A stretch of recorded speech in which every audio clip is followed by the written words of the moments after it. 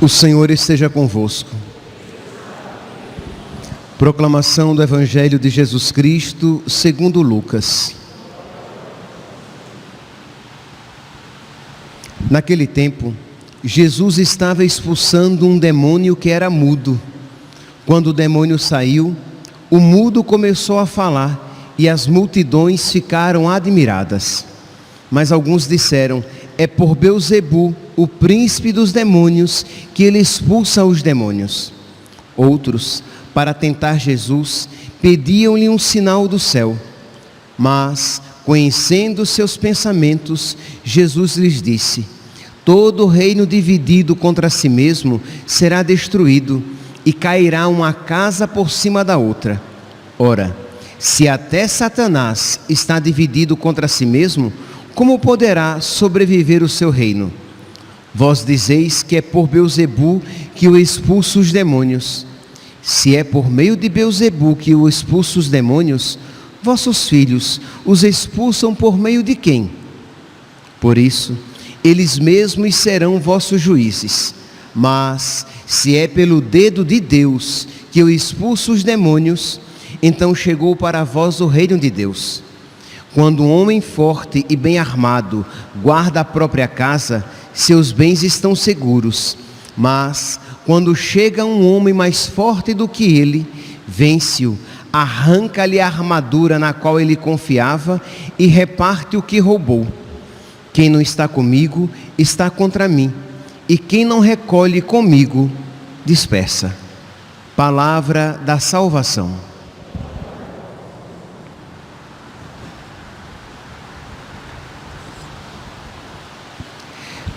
Caríssimos irmãos e irmãs, a liturgia de hoje nos apresenta a dureza do nosso coração.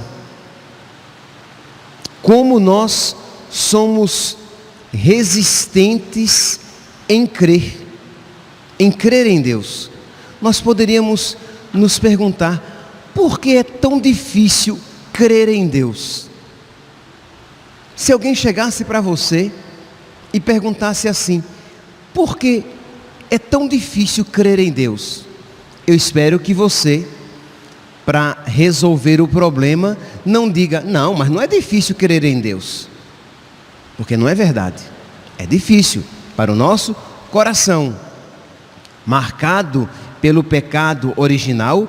É difícil crer em Deus. Primeiro, porque crer em Deus não é simplesmente acreditar na existência de Deus, acreditar na existência de um Deus pessoal. Não é apenas isso. Crer em Deus é submeter toda a vida a Deus. Crer em Deus é estar disposto a não ser o seu próprio Deus.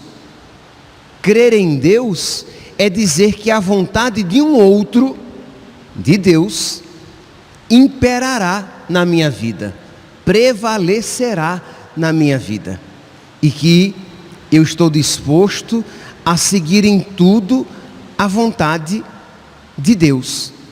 Então, para o homem pecador, para o homem marcado pelo pecado, para nós, marcados pelo pecado, crer em Deus é sempre uma luta. Crer em Deus exige de nós sempre uma certa violência consigo mesmo. Por isso que a palavra de Deus diz que o reino dos céus é dos violentos, isto é, daqueles que lutam contra o homem velho, a mulher velha que existe em nós. Existe, meus santos, no homem pecador, isto é, no ser humano pecador, marcado pelo pecado, uma tentação de enxergar em Deus um desmancha-prazeres. Isto é, Deus é alguém que vem e de alguma maneira Ele me proíbe o que é bom, o que é legal, o que agradaria a minha vontade. Mas isso, e aí é onde entra a nossa fé, como um ato de fé, nós devemos dizer: isso é mentira. Isso é a mentira do diabo, que diz que Deus é um desmancha-prazeres, que Deus quer tirar da minha vida coisas boas e lícitas. Deus não nos tira as coisas boas e lícitas. Deus nos tira as coisas ilícitas. Deus nos tira as coisas más. Deus não nos priva da verdadeira alegria. Deus, por amor, nos priva das falsas alegrias. Na oração sobre as oferendas da missa de hoje, quando acontecer aqui o ofertório, logo depois o padre vai fazer, eu vou fazer uma oração, chamada a oração sobre as oferendas, e nós iremos ouvir: ó Deus, para que a oferenda do vosso povo possa agradar-vos, purificai-nos de todo o contágio do mal, e não nos deixeis seduzir pelas falsas alegrias, pois nos prometestes o prêmio verdadeiro. Nós estamos pedindo a Deus que Ele não nos permita cair na sedução das falsas alegrias, porque é Ele quem nos promete a verdadeira alegria, o prêmio verdadeiro. Mas para isso, nós precisamos ter um ato de fé, dizer: Senhor, eu creio, mas aumentai a minha fé, para que eu creia de verdade que é o Senhor quem me concede a verdadeira alegria. Que o Senhor não me tira nada de bom, que o que o Senhor tira da minha vida é o que é mal e que é injusto, que é tremendamente injusto dizer que Deus é um desmancha-prazeres, de que Deus, Ele me tira aquilo que é bom.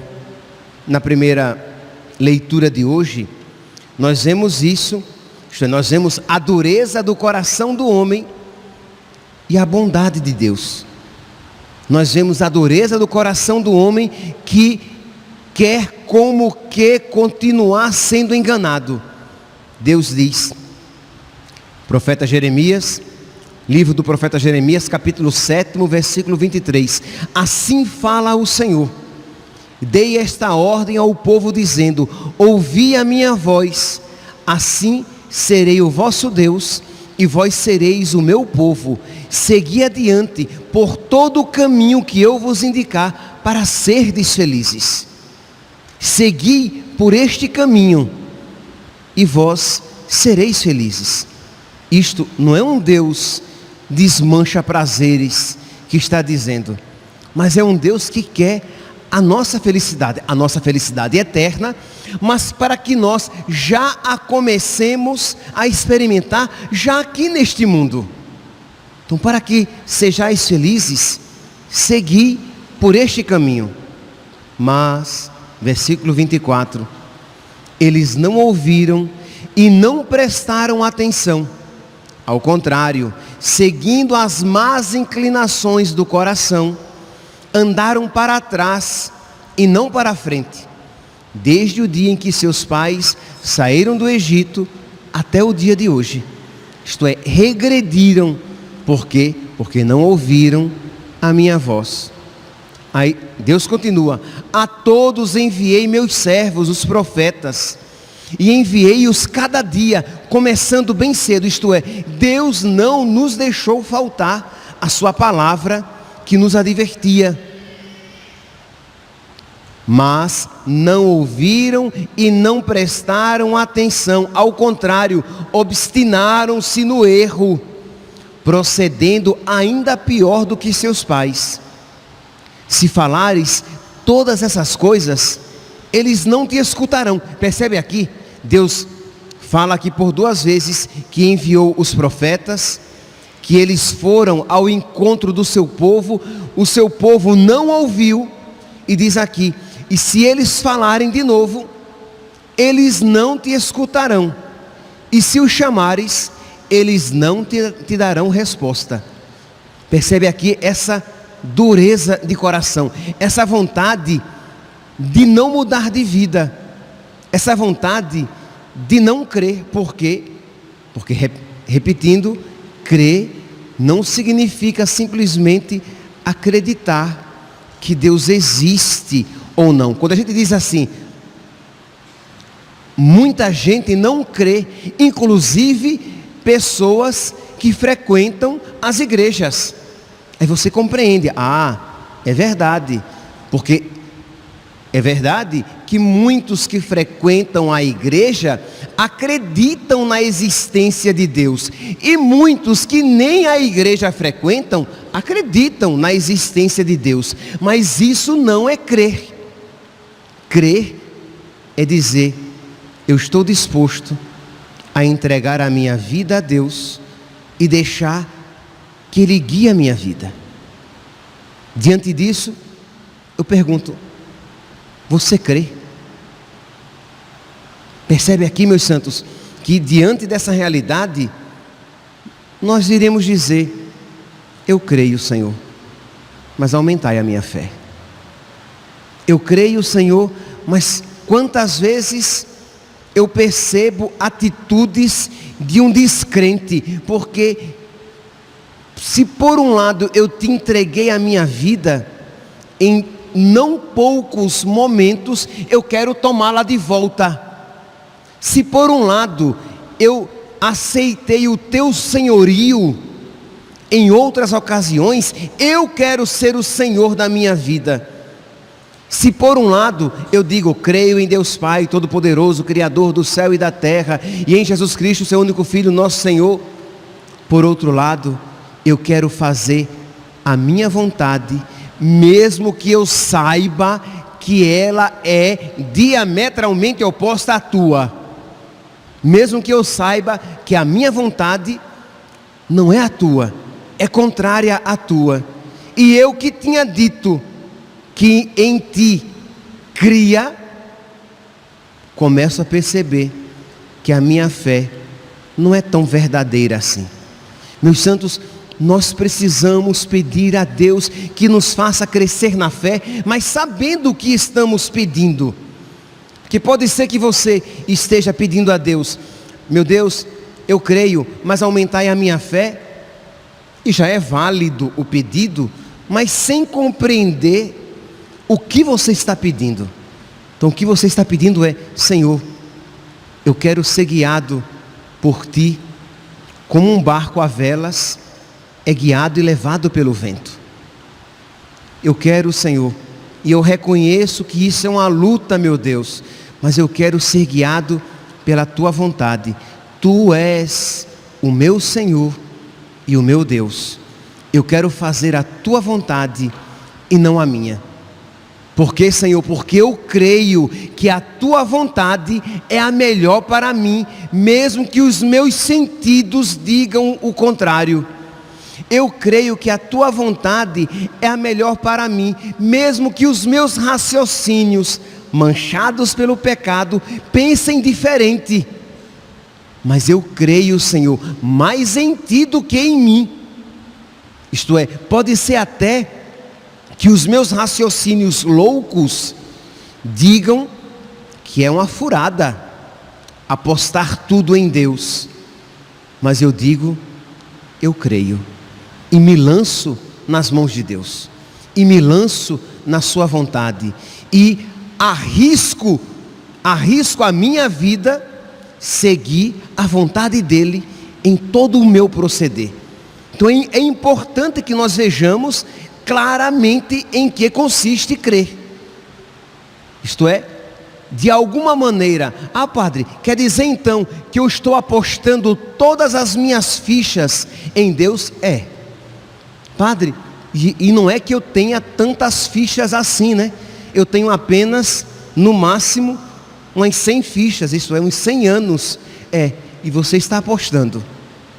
De modo que: padre, e se Deus não existir?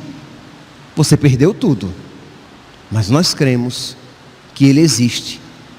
E nós cremos que nós ganharemos muito mais do que aquilo que estamos apostando.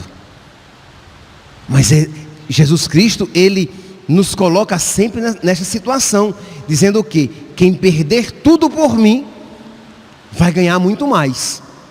Quem me amar mais do que a seu pai e sua mãe, seu irmão e sua irmã, quem me amar em primeiro lugar, esse ganhará muito mais, porque esse é meu discípulo.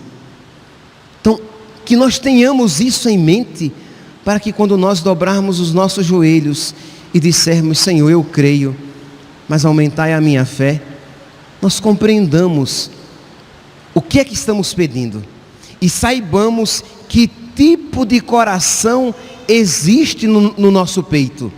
É um coração duro, é um coração como este coração aqui do povo de Deus. Na primeira leitura, continua já no finalzinho, diz aqui Deus aos profetas: se falares, não te escutarão, se os chamares, não te darão resposta. Dirás então: esta é a nação que não escutou a voz do Senhor seu Deus e não aceitou sua correção. Sua fé morreu, foi arrancada de sua boca. Veja aqui que palavra dura. Ao mesmo tempo, nós lançamos o nosso olhar então para o evangelho de hoje, que é também uma palavra pesada para nós. Diz que Jesus realiza um milagre, ele expulsa um demônio, e os fariseus, os saduceus, os doutores da lei, aqueles que deveriam ser os mais devotos e os mais ligados a ele, eles começam a dizer que é por Beelzebu, o príncipe dos demônios, que Jesus faz aquilo. Percebe? Eles não querem crer, eles não querem acreditar, eles não estão dispostos a mudar de mentalidade, porque eles sabem que se eles crerem em Jesus, aquela fé terá uma repercussão prática em suas vidas. Eles terão que mudar de postura. Como eles não querem mudar de postura, não obstante eles vejam uma manifestação sobrenatural, eles dizem o quê? Foi o diabo. Foi o diabo. Isto é, como diante daquele milagre eles não podem negar o sobrenatural, eles dizem: tá bom, foi sobrenatural, mas foi um sobrenatural demoníaco, foi o diabo. De modo, meus irmãos, que nós vemos aqui que o milagre, ele não produz a fé em nós. Não adianta você dizer: nossa, mas se Deus fizesse um milagre na minha família, todos nós iríamos crer. Mentira, não iria. Quer dizer, né, você está enganado, não iria. Mesmo se Deus levantasse um cadáver na sua família, isso não faria com que eles crescem em Deus. Porque quando a gente não quer crer, nada é suficiente. Vão encontrar outras justificativas e outras explicações para que lhes favoreça na permanência da dureza do seu coração, como aconteceu aqui. Jesus Cristo não foi o primeiro milagre de nosso Senhor. Ele já tinha expulsado outros demônios, ele já tinha realizado outras curas, ele já tinha feito a multiplicação dos pães, os pães já tinham sido multiplicados. Sinais não lhes faltava, sinais não lhes faltavam, e mesmo assim eles não dobraram a sua fé. Quando não se quer crer na verdade, quando não se quer dobrar diante de Deus, a gente encontra justificativas e se fecha de tal maneira que, como diz a primeira leitura de hoje, a fé morre e é arrancada de nós. Lembrem-se que quando Jesus ressuscita Lázaro, o que é que eles fazem? Eles querem matar Lázaro. Eles queriam matar Lázaro, porque eles não suportavam ver o sinal claro da ação de Deus. Lembrem-se de que quando Jesus ressuscita, e os guardas dizem, olha, ele ressuscitou, eles vão o quê? E pagam os guardas para que digam que o corpo foi roubado. Isto é, eles não querem mudar de vida. E meus santos, é importante que nós vejamos que um quê de um coração assim também existe em nós. Que nós não estamos desprovidos e